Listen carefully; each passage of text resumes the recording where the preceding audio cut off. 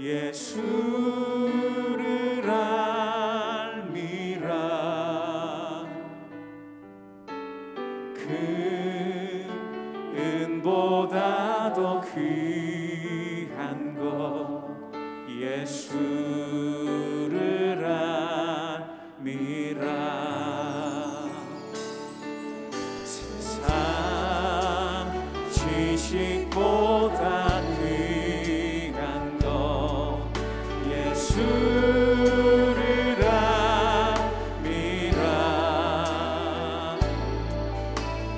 내 안에 가장 귀한 것 예수를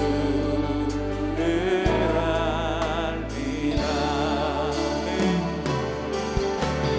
예수의 이름 존귀한 그 이름 예수의 이름 능력의 그 이름.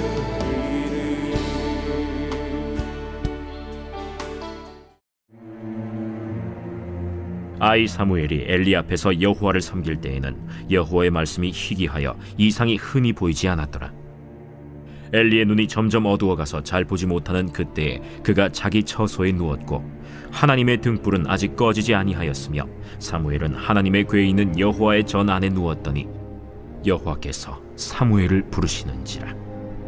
그가 대답하되 내가 여기 있나이다. 하고 엘리에게로 달려가서 이르되 당신이 나를 부르셨기로 내가 여기 있나이다. 나는 부르지 아니하였으니 다시 누우라 하는지라.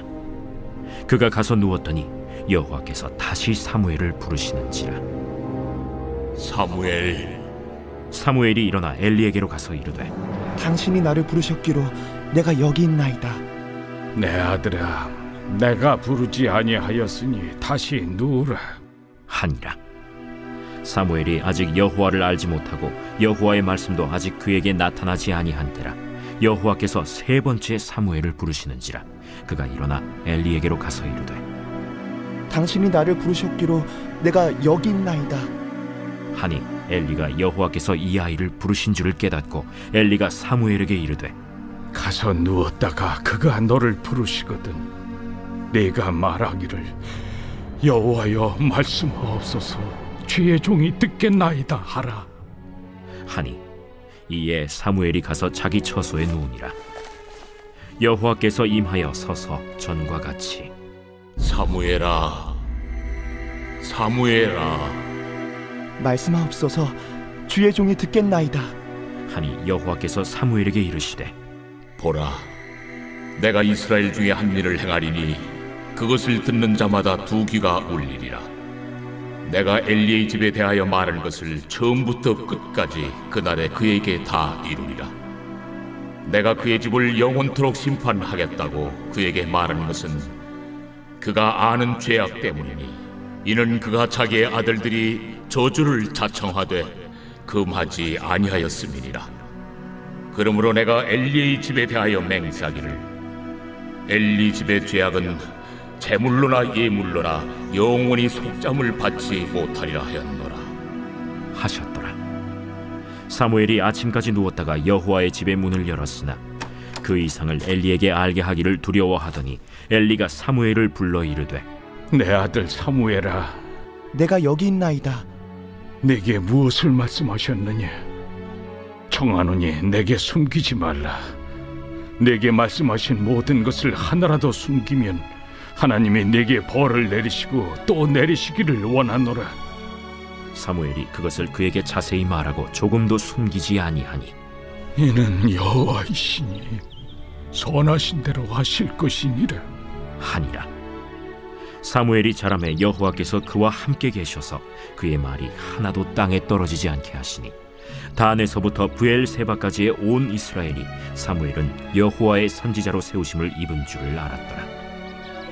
여호와께서 실로에서 다시 나타나시되 여호와께서 실로에서 여호와의 말씀으로 사무엘에게 자기를 나타내시니라. 할렐루야. 오늘 말씀으로 하루를 시작하는 여러분들을 주님의 이름으로 축복합니다. 하나님께서 당신을 부르십니다 라는 제목으로 말씀을 증거하도록 하겠습니다. 김남준 목사님이 쓰신 게으름이란 책을 보면 게으름을 이렇게 정의합니다. 게으름이란 아무것도 안 하고 빈둥거리는 것이 아니다. 게으른 사람도 자신이 좋아하는 일에는 굉장한 열정을 갖고 있는 것을 볼 수 있다. 게으름은 본질적으로 빗나간 자기 사랑이다. 사무엘서를 보면은요, 우리가 대표적인 게으른 인물을 볼 수가 있는데요. 그 사람의 이름은 바로 엘리 제사장입니다. 여러분들은 엘리 하면 어떤 모습이 떠오르십니까? 자녀들을 방치하고 또 눈도 어둡고 비대한 모습.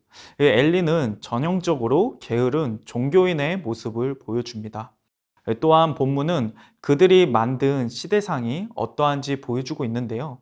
그 시대는 어떤 시대일까요? 1절을 보니 이렇게 적혀 있습니다. 하나님의 말씀이 희귀하고 이상이 보이지 않은 때. 희귀하다라는 것은 보물과 같이 감추어져 있다라는 뜻을 갖고 있습니다.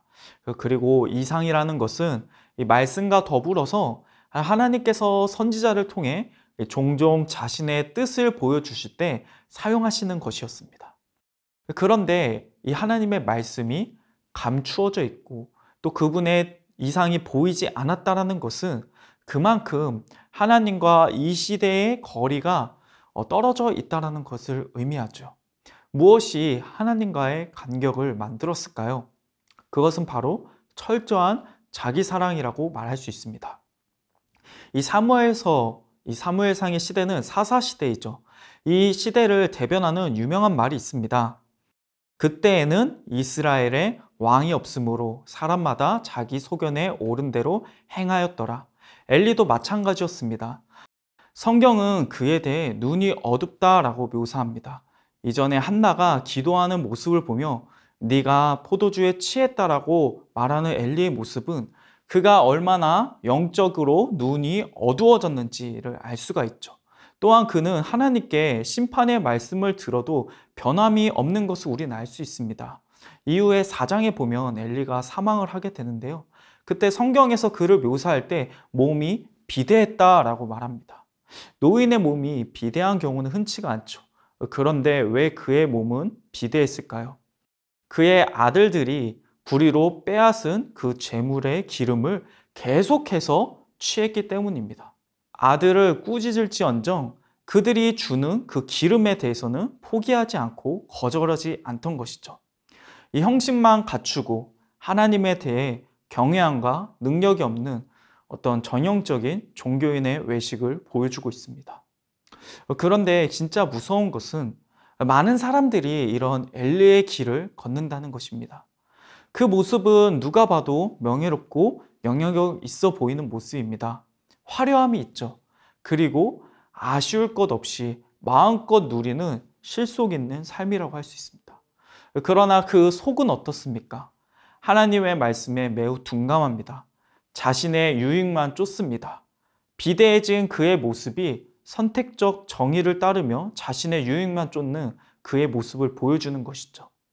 이런 사람들에게 가장 큰 우상은 바로 자기 자신이라고 할 수 있습니다. 왜 이런 삶이 위험할까요? 그것은 너무나 자명합니다. 하나님의 음성을 듣지 못하기 때문입니다. 하나님은 과거도 그렇고 지금도 끊임없이 당신의 음성을 우리에게 들려주고 있죠. 오늘날 우리는 어느 때보다도 말씀에 접근하기 쉬운 시대를 살고 있습니다. 이 성경을 챙기지 못했을지라도 우리는 핸드폰 하나로 손쉽게 말씀을 볼 수 있고 이해가 안 될 때는 설교를 들을 수도 있습니다. 심지어 어디를 가든지 간에 교회가 사방을 둘러싸고 있죠. 그런데 우리 마음이 하나님을 향해 있지 않다면은 그저 우리 주변에 있는 그 하나님의 음성은 백색 소음처럼 희미하고 들려지지 않는 것입니다. 하나님은 아모스서에서 이렇게 말씀하십니다.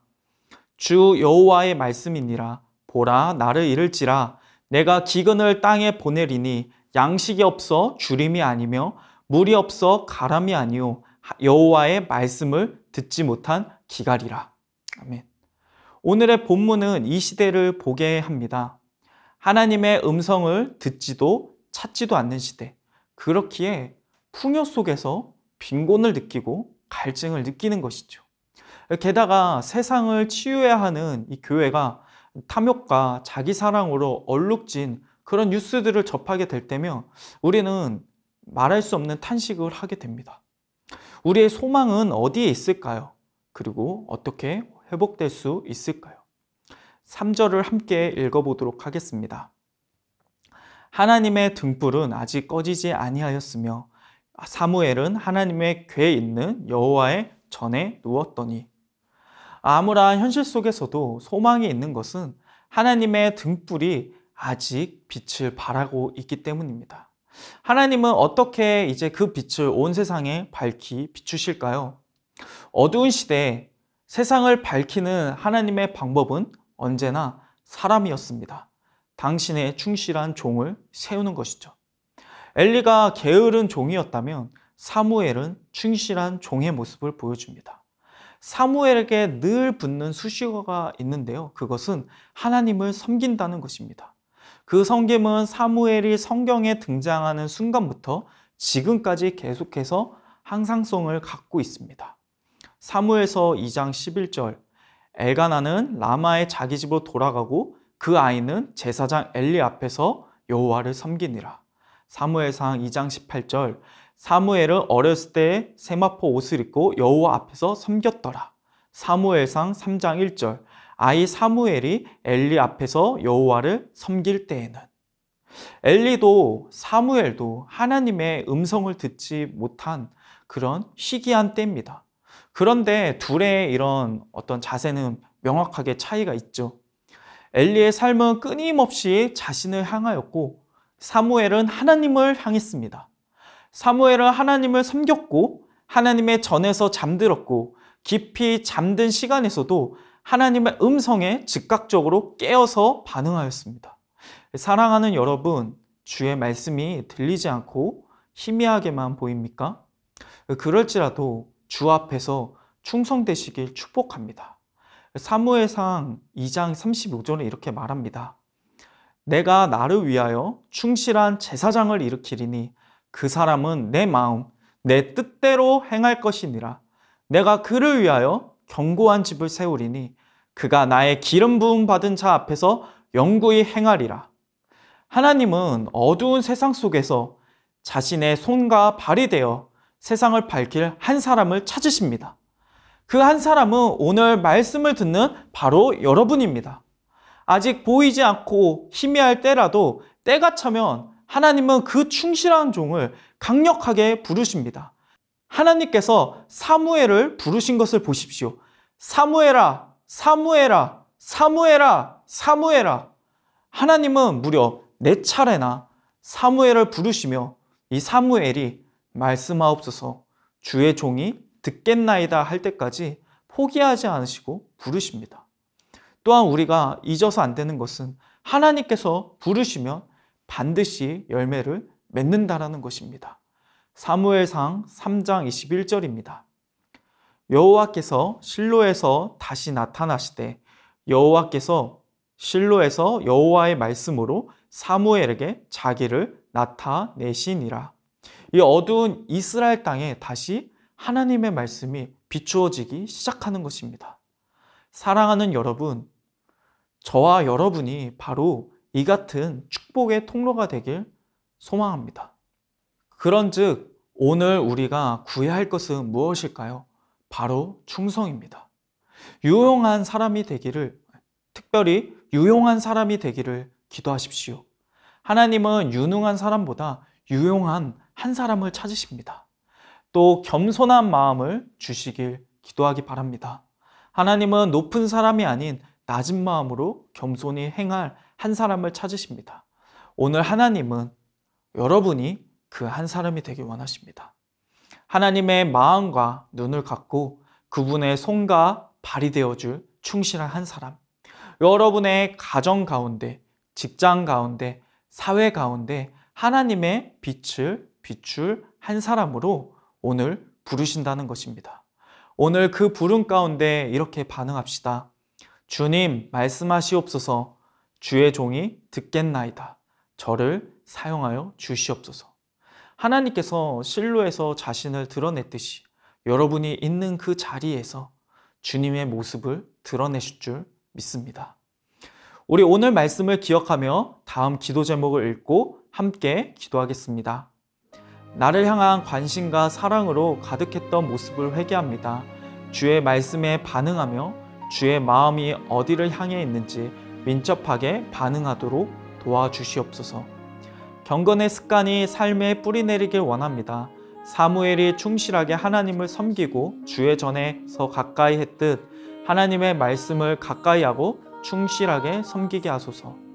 말씀과 이상이 희귀했던 시대에 사무엘이 주의 복된 통로가 되었듯이 제가 어두운 가정과 직장, 사회 가운데 주의 빛을 비추는 복된 통로가 되게 하여 주시옵소서.